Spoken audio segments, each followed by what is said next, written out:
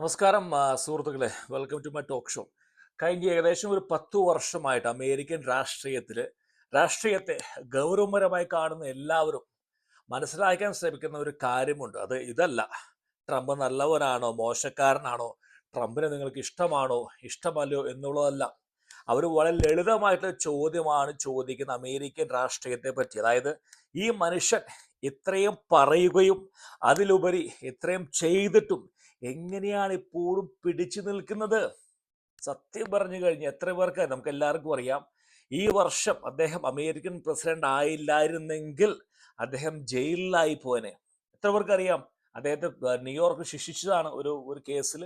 അതിൽ ഈ ഒരു പ്രസിഡന്റായി എന്നുള്ള ഒറ്റ ഒരു കാരണം കൊണ്ട് മാത്രമാണ് ആ ശിക്ഷ റദ്ദാക്കിക്കൊണ്ട് അദ്ദേഹം വന്നിരിക്കുന്നത്. കാരണം ഒരു ഒരു സാധാരണ രാഷ്ട്രീയക്കാരൻ പാലിക്കേണ്ട നിയമങ്ങൾ എടുത്താൽ ആ മനുഷ്യൻ 400 വർഷങ്ങൾക്ക് മുമ്പ് 400 വട്ടം അദ്ദേഹം പദവി ഒഴിഞ്ഞു ഇറങ്ങി പോകേണ്ടി വന്നേനെ. പേപ്പറിൽ കാണുമ്പോൾ അദ്ദേഹത്തിന്റെ കരിയർ അവസാനിച്ചു നമുക്ക് തോന്നിപ്പോവും. അത്രമാത്രം തോന്നിവാസങ്ങളാണ് കഴിഞ്ഞ 10 വർഷങ്ങൾ അദ്ദേഹം ചെയ്തിരിക്കുന്നത്. പക്ഷെ അദ്ദേഹം ഇപ്പോഴും അവിടെ തന്നെയുണ്ട് അല്ലേ? അദ്ദേഹത്തിന്റെ നമ്പറുകളാണ് മുകളിലേക്ക് പോയിക്കൊണ്ടിരിക്കുകയാണ്. നമ്മളിന്ന് മനസ്സിലാക്കാൻ ശ്രമിക്കേണ്ടത് എന്താണ് ട്രംപ് യഥാർത്ഥത്തിൽ ചെയ്തുകൊണ്ടിരിക്കുന്നത്. ട്രംപിന് ഇനിയുള്ള വാർത്താ സമ്മേളനം നിങ്ങൾ കാണുമ്പോൾ നിങ്ങൾക്ക് മനസ്സിലാകും ട്രംപ് എന്താണ് ഉദ്ദേശിക്കുന്നത്. ആദ്യം ഒരു ആമുഖമായി പറയട്ടെ, അമേരിക്കയിലെ ഓരോ വ്യക്തികളും ട്രംപ് ഏകദേശം ലാൻഡ്സ്ലൈഡ് വിക്ടറി, അതായത് അദ്ദേഹത്തിന് വളരെ ആധികാരികമായിട്ട് വിജയമായിരുന്നു 2024 കിട്ടിയിരിക്കുന്നത്. കാരണം എന്ന് പറയുന്നത്, അമേരിക്കയിലെ ജനങ്ങൾ ട്രഡീഷണൽ പൊളിറ്റീഷ്യൻസ്, കറപ്റ്റ് പൊളിറ്റീഷ്യൻസിനെ മതിയാക്കി മടുത്തിട്ടാണ് ഒരു ബിസിനസ്സുകാരനായ ട്രംപിന് അവസരം കൊടുത്തത്. ഇനി പറയാം, ട്രംപിന്റെ പരിപാടി എന്ന് പറയുന്നത് ശബ്ദം കൊണ്ട് മറയ്ക്കുക. അതായത് ഒരു തീ മറയ്ക്കാൻ ശ്രമിക്കുക. ഒരു ബിൽഡിങ്ങിന്റെ മുകളിൽ 2 പക്ഷികൾ ഇങ്ങനെ ഇരിക്കുകയാണ്. നിങ്ങളുടെ ശ്രദ്ധ ഒരു പക്ഷിയിലേക്ക് മാത്രം ശ്രദ്ധ തിരിപ്പിക്കും, വേറെ പക്ഷി അവിടെ ഇരിക്കും നിങ്ങൾ കാണുകയില്ല. അദ്ദേഹത്തെ സംഭവം എന്ന് പറയുന്നത് തന്ത്രം പലർക്കും മനസ്സിലായി എന്ന് വരില്ല. അദ്ദേഹം വളരെ വലിയ വിവാദപരമായിട്ടുള്ള കാര്യം പറയും. രാജ്യത്തെ എല്ലാവരും അതിന്റെ പുറകെ ചർച്ച ചെയ്യാൻ പോകുമ്പോൾ മാധ്യമങ്ങളാണെങ്കിൽ നാട്ടിലെ ഉണ്ണി ബാലകൃഷ്ണൻ വരെ നിലവിളിയാണ്. രാവിലെ എണീച്ചിട്ട് അയ്യോ ട്രംപ് അങ്ങനെ പറഞ്ഞ് ഇങ്ങനെ പറഞ്ഞ് അത് ചെയ്തുകൊണ്ടിരിക്കുമ്പോൾ അദ്ദേഹം നിശബ്ദമായിട്ട് പല വിവാദപരമായിട്ട് തീരുമാനം എടുക്കും. ശരിക്കും പറഞ്ഞാൽ ആരും ശ്രദ്ധിക്കുന്നില്ല, വിവാദപരമായിട്ടുള്ള മറ്റുള്ള കാര്യം ശ്രദ്ധിക്കില്ല. അതാണ് ട്രംപ് എന്ന് പറയുന്നത്. ഇവിടെ മനഃശാസ്ത്രം വളരെ പ്രാധാന്യമാണ്. കാരണം മനുഷ്യന്റെ ശ്രദ്ധയ്ക്ക് ഒരു പരിധിയുണ്ട്. അത് നിറച്ചാൽ ബാക്കിയെല്ലാം ഇരുട്ടിലായിപ്പും. അപ്പോൾ ആദ്യത്തെ വിവാദ പ്രസ്താവനയ്ക്ക് പുറകെ മനുഷ്യനും ഉണ്ണി ബാലകൃഷ്ണനും പോകുമ്പോൾ ട്രംപ് എന്താ പറയുക വേറൊരു കാര്യം ചെയ്തുകൊണ്ടിരിക്കുകയായിരിക്കും. അദ്ദേഹം കാര്യങ്ങളൊന്നും മറച്ചു വെക്കുന്നില്ല. പക്ഷേ എന്താ പറയുന്നത്, അതിന്റെ മുമ്പിൽ ശബ്ദമുള്ള വേറെ എന്തോ ഒന്നും അതിന് മുമ്പിൽ അങ്ങ് കയറ്റി വെക്കും. ഇതാണ് ട്രംപ് എന്ന് പറയുന്നത്. ഇറാനും മഡൂറോവും വെനിസലും ഒന്നും അല്ല ട്രംപിന്റെ ശ്രദ്ധ മുഴുവൻ എവിടേക്കാണ്? ട്രംപിന്റെ ശ്രദ്ധ മുഴുവൻ ചൈനയിലേക്കാണ്. ചൈന മാത്രമല്ല, മധ്യപൂർവ്വ ഏഷ്യ ആയിട്ടുള്ള രാജ്യങ്ങളാണ്. ഞങ്ങളുടെ നാട്ടിലെ ഒരു പഴയ കഥ പറയാം. എൻ്റെ നാട്ടിലൊരു പള്ളി അച്ഛൻ സ്ഥലം മാറി വന്നപ്പോൾ അച്ഛൻ, ഞങ്ങൾ മലയോര പ്രദേശമാണ്, കുടിയേറ്റ കർഷകരുടെ ഏരിയയാണ് എൻ്റെ. അപ്പൊ അച്ഛന് വന്നപ്പം ഇങ്ങനെ നാട്ടിലുള്ള എല്ലാവരും ഇങ്ങനെ പല പല ഏരിയയിലാണ് വീടുകൾ, ഇങ്ങനെ ഒരുപാട് സ്ഥലങ്ങളൊക്കെ ഏരിയയാണ്. അപ്പൊ അച്ഛൻ ഒരു ദിവസം എൻ്റെ ആ ഒരു യൂണിറ്റിൽ വന്ന് എന്നോട് പറഞ്ഞു, ഞാൻ ചെറുപ്പം 10-15 വയസ്സ് പോലും എല്ലാം തോന്നുന്നു, നമുക്ക് ഈ യൂണിറ്റിലെ എല്ലാ വീടുകളിലും പോകണം, നീ എന്നെ സഹായിക്കണം. ഞാൻ അൽത്താരയിലേക്കുള്ള പയ്യന, അപ്പൊ എന്നെ സഹായിക്കണം. അങ്ങനെ അച്ഛൻ പറഞ്ഞു, നമുക്ക് രാത്രി പോയാൽ മതി, രാത്രി കാലത്തായിരിക്കും ഈ കുടുംബനാഥന്മാരൊക്കെ വീട്ടിൽ കാണുക. അപ്പൊ അതുകൊണ്ട് ഒരു 7 മണിയാകുമ്പോൾ ഞാൻ വരാം, എനിക്കൊരു പഴയൊരു ബൈക്ക് ഉണ്ട്, നമുക്ക് ഒരുമിച്ച് പോകാം. അങ്ങനെ അദ്ദേഹം വന്ന ഉടനെ എല്ലാ വീടുകളിലും ചെന്നു. അദ്ദേഹം ഒരു ഡയറി ഇങ്ങനെ കയ്യിൽ കരുതി, ഡയറി പിടിച്ചുകൊണ്ട് അദ്ദേഹം ചെല്ലും. എന്തൊക്കെയുണ്ട് ചേട്ടാ സുഖം, ചേട്ടൻ എന്തൊക്കെയാണ് വിശേഷങ്ങൾ, എത്ര ഭൂമിയുണ്ട്. അപ്പോൾ വൈകുന്നേരം ഈ കത്തോലിക്ക കുടുംബങ്ങളിലെ അച്ചായന്മാരൊക്കെ അടിച്ചിട്ടിരിക്കുകയായിരിക്കും. അച്ഛൻ എനിക്ക് 10 ഏക്കർ ഭൂമിയുണ്ട്, മക്കളൊക്കെ അങ്ങനെയാണ്, വലിയ വലിയ വീരവാദങ്ങളൊക്കെ അലക്കി അച്ഛൻ ഇറങ്ങി ഓരോ വീട്ടിൽ നിന്ന് ഇറങ്ങി വരുമ്പോൾ ഞാൻ നോക്കും പേന കൊണ്ട് ഡയറിയിൽ ഇങ്ങനെ എന്തോ കുറിക്കുന്നുണ്ട്. എനിക്ക് മനസ്സിലായില്ല.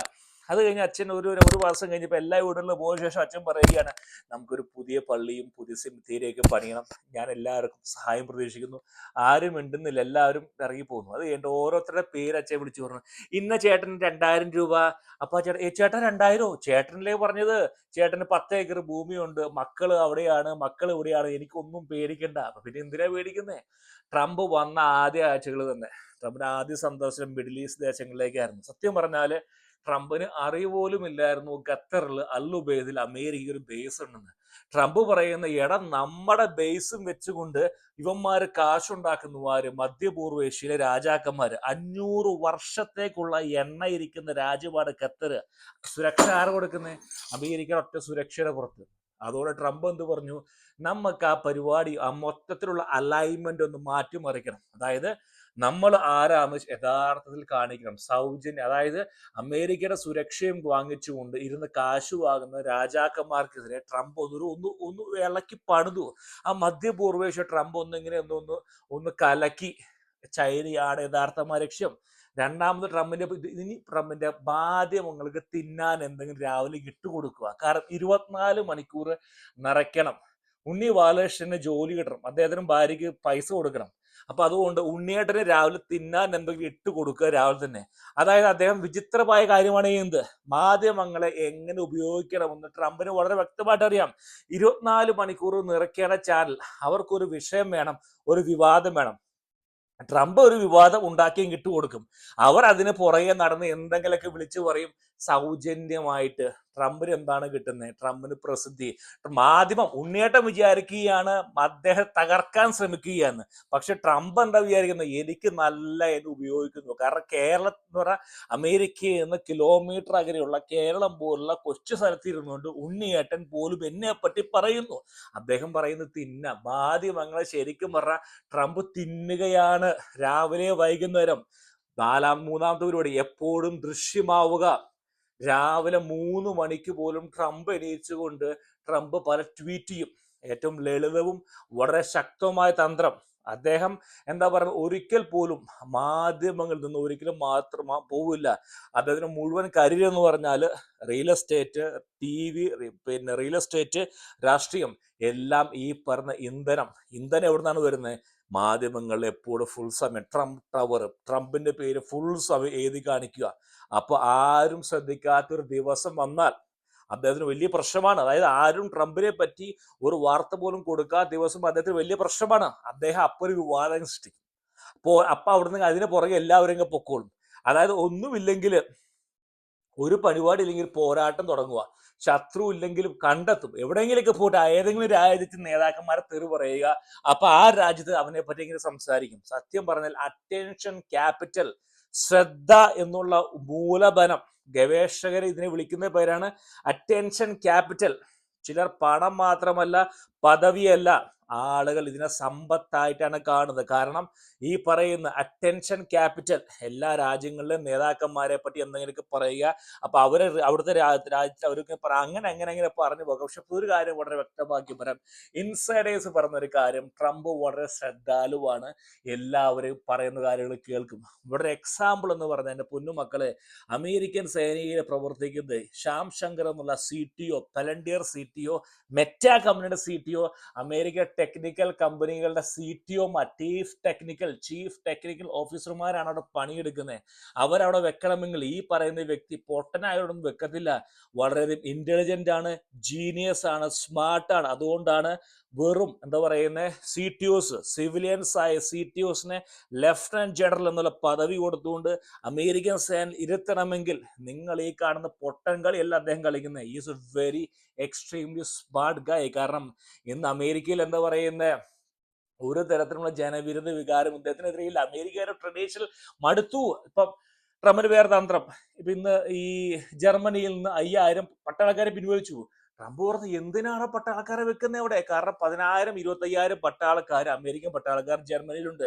നല്ലൊരു എമൗണ്ട്, ബില്യൺ കണക്കിന് ഡോളർ അമേരിക്ക ഇൻവെസ്റ്റ് ചെയ്യുകയാണ് ജർമ്മനിയിൽ. കാരണം ഇവർക്ക് ജീവിക്കണമെങ്കിൽ പണം കൊടുക്കണം, പണം വേണം. പിന്നെ അവരുടെ ചെലവുകൾ അതെല്ലാം അവർക്ക്, പിന്നെ റെന്റ് എല്ലാം കൊടുക്കുകയാണ്. അപ്പൊ ട്രംപ് പറയുന്നത് ഈ ഒരു ഇറാൻ എന്നുള്ള യുദ്ധത്തിന് പുറമെ ട്രംപ് ചെയ്യുന്ന നടപടി എന്നാണ്, പതുക്കെ പട്ടാളത്തെ യൂറോപ്പിൽ നിന്ന് പിൻവലിക്കും. ഇനി യൂറോപ്പിലെ എല്ലാവരും ഇവിടെ വന്ന് പണം തരും.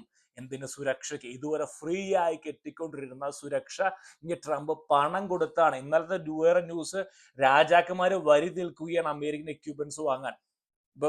സത്യമായ കുവൈറ്റ്, ബഹ്റിൻ എല്ലാ രാജ്യങ്ങളും ഫ്രീ ആയിട്ട് കിട്ടിക്കൊണ്ടിരുന്ന, ഫ്രീ അല്ല, അവർക്ക് പണത്തിന് വേണ്ടി ട്രംപ് പറയുന്നത് ആരും തല്ലുകൂടണ്ട, എല്ലാവർക്കുള്ള വെടിക്കോപ്പുകൾ ഇവിടെ ഉണ്ട്. എല്ലാവർക്കുള്ള ഞാനൊരു 2 മാസം പറഞ്ഞ എൻ്റെ സുഹൃത്തൂടെ എയറോസ്പേസ് കമ്പനി ഇവിടുത്തെ ഒരു മിസൈൽ ഉണ്ടാക്കുന്ന കമ്പനിയിൽ വർക്ക് ചെയ്യുന്നുണ്ട്. അവൻ പറഞ്ഞ നിർത്താതെ പണി ചേട്ടാ. ഓവർ ടൈം എന്ന് പറഞ്ഞാൽ ശനിയാഴ്ച പോലും വീട്ടിലിരിക്കാൻ സമ്മതിക്കുന്നില്ല. ഇവിടെ മൺഡേ ടു ഫ്രൈഡേ ആണ് ജോലി, ശനിയും ഞായറും ഓവർ ടൈം. അവൻ പറഞ്ഞ ഞായറാഴ്ച പള്ളിയിൽ പോകണം അല്ലെങ്കിൽ വീട്ടിലിരിക്കണം എന്ന് പറയുന്നതുകൊണ്ട് മാത്രമാണ് അവധി. നിർത്താതെ ഉണ്ടായിക്കൊണ്ടിരിക്കുകയാണ് മിസൈലുകൾ. അതെല്ലാം ആർക്കെ വിൽക്കാൻ പോണേ? രാജാക്കന്മാർക്ക്. അപ്പൊ ട്രംപിന്റെ ശബ്ദം കൊണ്ട് യഥാർത്ഥമായ പ്രവർത്തനം മറച്ചു വെക്കുക, മാധ്യമങ്ങൾക്ക് തിന്നാനം ഇട്ട് കൊടുക്കുക, എപ്പോഴും ശ്രദ്ധയിൽ തുടരുക. പുറകിൽ അദ്ദേഹം വേറെ വല്ല പരിപാടികൾ ചെയ്തുകൊണ്ടിരിക്കുകയാണ്. നിങ്ങൾ മനസ്സിലായെന്ന് വിചാരിക്കുന്നു.